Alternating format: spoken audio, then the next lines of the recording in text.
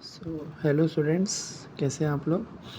तो exercise number 3.2 linear equation in two variables, इसके बारे में आज करेंगे। पहला क्वेश्चन है solve the following pair of linear equation by the substitution method. इनको जो है सॉल्व करना है सब्स्टिट्यूशन मेथड से। तो सब्स्टिट्यूशन मेथड की क्या होता है, आपने दो इक्वेशंस हैं आपके पास में, तो दो इक्वेशंस में से कोई से भी एक इक्वेशंस में से आप x या y की वैल्यू आप जो निकाल लीजिए और किसी एक में आप फिर जो है दूसरी वाली इक्वेशन में पुट कर लीजिए। जैसे कि हम क्वेश्चन देख रहे हैं x + y = 14, x - y = 4। अब x + y = 14 को पहली इक्वेशन मान लो और x - y = 4 को सेकंड। अब सेकंड में से क्या कर रहे हो आप, यहाँ से जो है x की वैल्यू निकाल लीजिए। x या y आपको जो कंफर्टेबल लगता है आप उसकी वैल्यू निकाल सकते हैं। x = 14 - y, तो x = 14 - y। तो इस इक्वेशन को क्या, जो आपने यहाँ से निकाली ना, इस इक्वेशन को क्या कर दो आप इसमें पुट कर दीजिए। तो पुटिंग इन इक्वेशन 1, तो पुटिंग इन इक्वेशन मतलब जहाँ जहाँ x है तो वहाँ पर ये वैल्यू आप पुट कर दीजिए। तो ये हो जाएगा 14 - y - y = 4, 14 - 2y = 4, तो माइनस का 2 है, ये राइट हैंड साइड में चल जाएगा। 4 - 14, तो आपकी y की वैल्यू क्या निकल जाएगी, आ जाएगी 5। अब जो ये y की वैल्यू जो आपने 5 निकाली ना, अब इसको क्या करते हो आप, ये 3 वाले में पुट कर दीजिए। तो 3 वाले में पुट करने से क्या हो जाएगा, x की वैल्यू क्या निकल के आ जाएगी 9। तो जो दो वैल्यूज जो हमें चाहिए थी x और y की, क्या आ गई 9 और 5। ठीक है। अब नेक्स्ट क्वेश्चन है आपका ये s - t = 3, s/3 + t/2 = 6। अब पहले जो है इसको क्या करते हैं आप, इसको जो है पहले क्वेश्चन ये है, दूसरी क्वेश्चन ये है। आप जो है यहाँ से जो है एस की वैल्यू निकाल दो। एस क्या आ गया 3 + t। इसको क्या करो, ये वाली इक्वेशन में आप जो पुट कर देंगे, ये वाली इक्वेशन में पुट करने के बाद जो है 3 + t, ये सारी आपको आपने जैसे आप ये पुट करेंगे तो यहाँ से जो है t क्या निकल के आ जाएगा, t6 निकल के आ जाएगा। और ये t6 को इस वाली इक्वेशन में जो है पुट कर देना। ठीक है, पुटिंग इन इक्वेशन 3, तो s क्या निकल के आ जाएगा आपका 9। Okay, next same 3x - y = 3, 9x - 3y = 9। अब पहले इक्वेशन से आप जो है ये जो है यहाँ से y की वैल्यू निकाल दी आपने, तो y = 3x - 3। इसको जब आप पुट कर रहे होंगे ना, तो यहाँ पे क्या निकल के आ जाएगा, दोनों साइड्स क्या, ये 9x और 9x कैंसिल हो जाएगा। तो 9x और जो 9x का कैंसिल होने का मतलब कि क्या हो जाएगा, यहाँ पे अगर जो दोनों सेम वैल्यूज टाइप की, या जो है यहाँ 0x आ जाएगा एक तरीके से, तो यहाँ पर जो क्या हो जाएगा, this means the given pair of linear equation has infinite solution. तो इनका जो है बहुत सारे सॉल्यूशंस हो सकते हैं। ठीक है, तो यहाँ पर आप क्या कर सकते हैं, कोई भी एक सॉल्यूशन आप जो निकाल लें। x की वैल्यू यहाँ पर जो है आप कुछ भी रखें, ये आपका निकल के आ जाएगा। वन सॉल्यूशन क्या आ जाएगा, x की वैल्यू मैं रखूँगा तो आ जाएगा 0। मतलब अगर ऐसे में आ जाए ना, तो यहाँ पर ये जो है पूरा सॉल्व नहीं हो पाएगा, x और y एग्जैक्ट नहीं आ पाएंगे। क्यों, क्योंकि क्या है, यहाँ पर 0x हो गया, तो इसका मतलब कि क्या हो गया, this means the given pair of linear equation has infinite solution. मतलब इसका मतलब कि क्या होगा, इनके बहुत सारे सॉल्यूशन होंगे, x और y की अलग अलग बहुत सारी वैल्यू हो जाएंगी, तो उनमें से एक वैल्यू हो गई ये। नेक्स्ट है 0.2x + 0.3y = 1.3, 0.4x + 0.5y = 2.3। यहाँ से जो x की वैल्यू मैंने निकाल दी, x की वैल्यू आ गई 1.3 - 0.3y/0.2। अब इसको जो है इस वाली इक्वेशन में मैं जो पुट कर रहा हूँ, तो पुट करके जो है ये ऐसे करके सॉल्व करके ये आ गया y = 3। अब इसको जो है ये थर्ड वाले में मैंने जो पुट करा, तो x की वैल्यू निकल के आ जाएगी यहाँ से 2। आप देख सकते हैं इसको। ठीक है, नेक्स्ट क्वेश्चन है हमारे पास में √2x + √3y = 0, √3x - √8y = 0। x की वैल्यू निकाल के देखिए, तो ये x की वैल्यू आ गई है मेरी -√3y/√2। अब इसको क्या कर दोगे, सेकंड वाले में पुट कर दोगे। सेकंड वाले में आप जो इस तरीके से पुट करेंगे, तो y की वैल्यू क्या निकल के आ जाएगी, यहाँ से 0 निकल के आ जाएगी। 0 कैसे निकल के आई, 3 - 3√2 = दिस आपने यहाँ पुट करा, तो ये मल्टीप्लाई हो जाएगा। तो √3 इंटू माइनस का √3y, 3y√2, ये अपॉन ये मल्टीप्लाई में था, तो ये ऐसे कैसे रहा। यहाँ पर -2√2y आ गया। अब देखिए यहाँ पर ये क्या हुआ हमारे पास में, अब हमने क्या कर दिया यहाँ से जो है y को कॉमन ले लिया। y को कॉमन लेने के बाद में -3√2 -2√2 ये कहाँ चले गया, सारा के सारा अपॉन में चले गया 0। अब 0 के अपॉन में कोई भी नंबर आ जाए तो y की वैल्यू क्या हो जाएगी यहाँ से 0। इसको जो है पुट कर दिया मैंने इक्वेशन नंबर 2 में, तो x की वैल्यू भी क्या निकल के आ गई यहाँ से 0। नेक्स्ट क्वेश्चन है 3x/2 -5/3 = -2x, x/3 + y/2 = 13/6। इनका क्या कर लेंगे, पहले हम जो एलसीएम लेके इसको एक सही उसमें बना देंगे। तो इसका मैं जो है कि एलसीएम लेके मैंने इस वाली इक्वेशन को ठीक करके ये इक्वेशन बन गई है 9x - 10y = -12। इसका एलसीएम लेकर इसको ठीक करके इक्वेशन बन जाएगी हमारी 2x + 3y = 13। अब ये दो इक्वेशंस बन गई ना। अब ये दो इक्वेशंस में से x की वैल्यू 10y - 12/9 मैंने निकाल दी और इसको ये वाली इक्वेशन में मैंने पुट कर दिया। अब ये वाली इक्वेशन में जब मैं पुट कर रहा हूँ तो यहाँ से जो है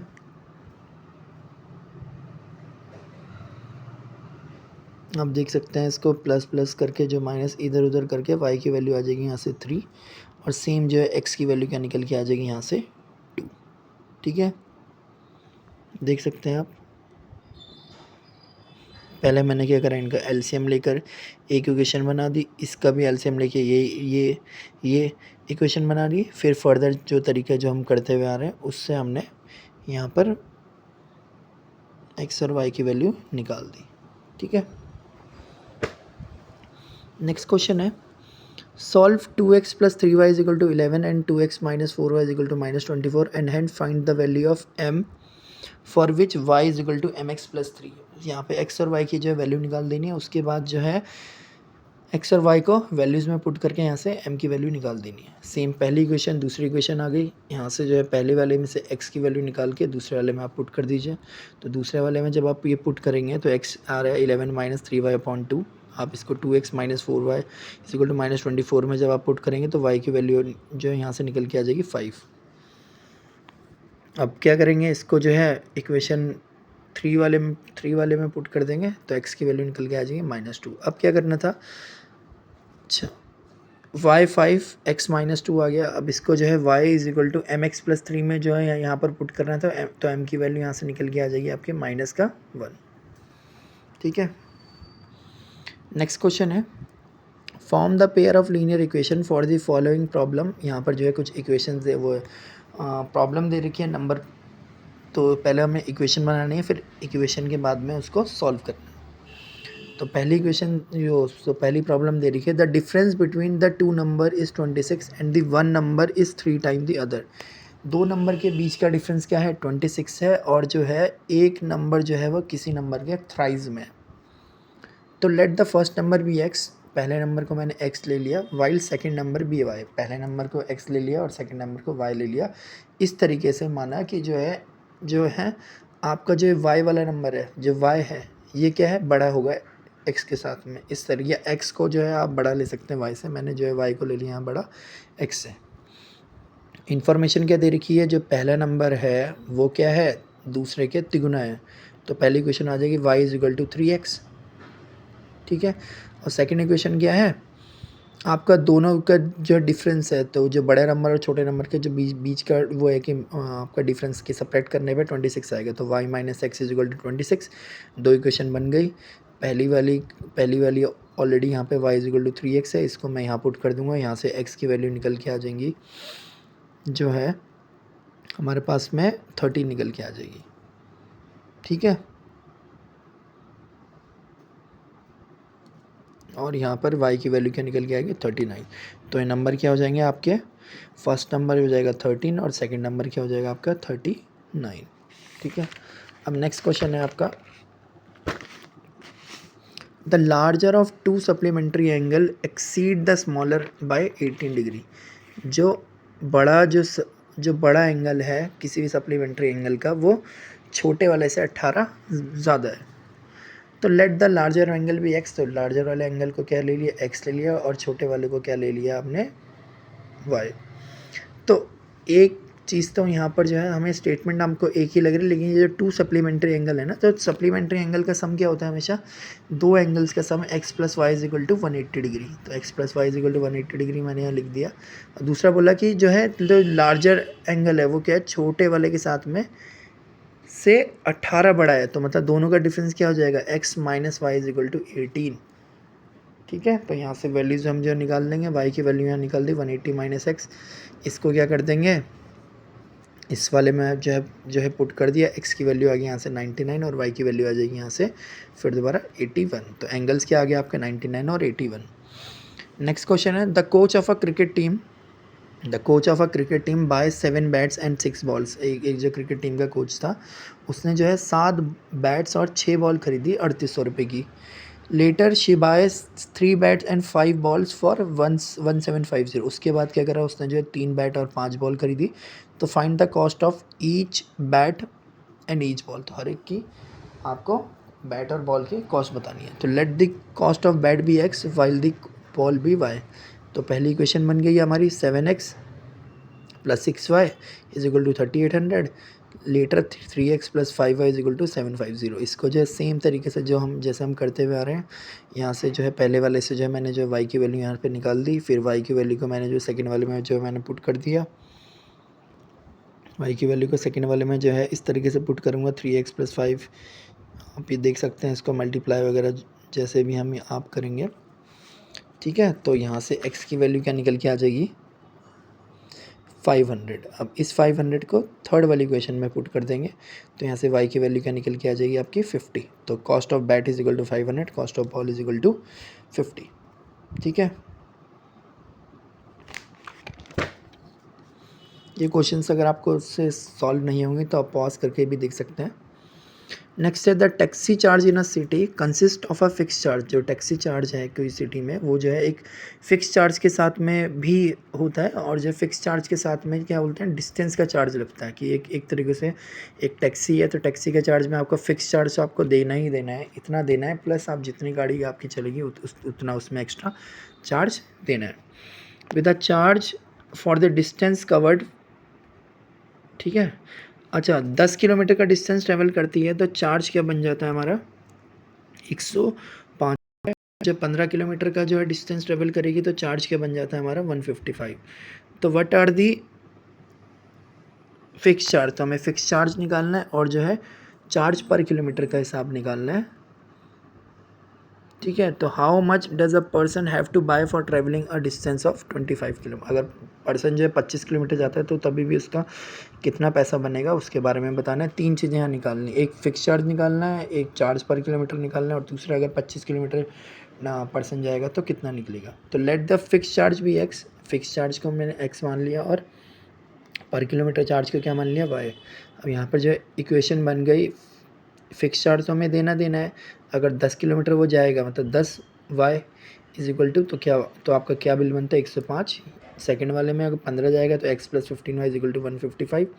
यहाँ से जो वैल्यू निकाल लेंगे हम, इसको पुट कर देंगे, y आ जाएगा आपका 10 और x क्या निकल के आ जाएगा 5। तो फिक्स चार्ज क्या हो गया आपका ₹5 एंड पर किलोमीटर चार्ज क्या हो गया 10। अगर जो है इंसान ने जो है चार्ज फॉर 25 किलोमीटर का चार्ज क्या हो जाएगा x प्लस 25y, जो कि क्या हो जाएगा 5 प्लस 25 इंटू 10 जो कि 255।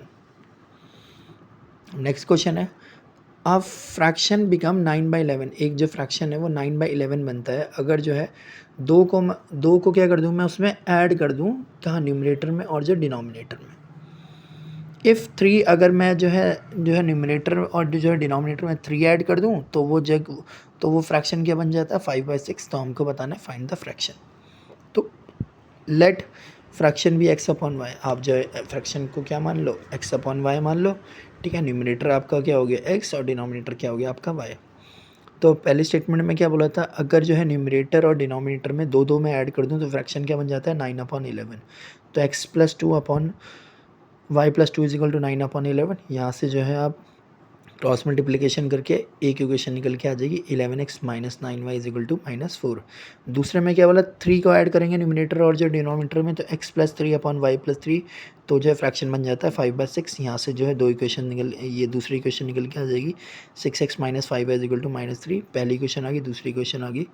अब सेम प्रोसीजर जो हम जो है करते हुए आते हैं, इसमें से एक की वैल्यू निकाल के फिर दूसरे उसमें जो है पुट कर दीजिए, तो y की वैल्यू यहाँ से निकल के आ जाएगी 9 और x की वैल्यू निकल के आ जाएगी यहाँ से 7। तो फ्रैक्शन क्या हो जाएगा आपका 7/9, मतलब न्यूमरेटर हो गया आपका 7 और डिनोमिनेटर हो गया आपका 9। तो फ्रैक्शन हो गया 7/9। यहाँ पर हमें फ्रैक्शन ही बताना था, फाइंड द फ्रैक्शन।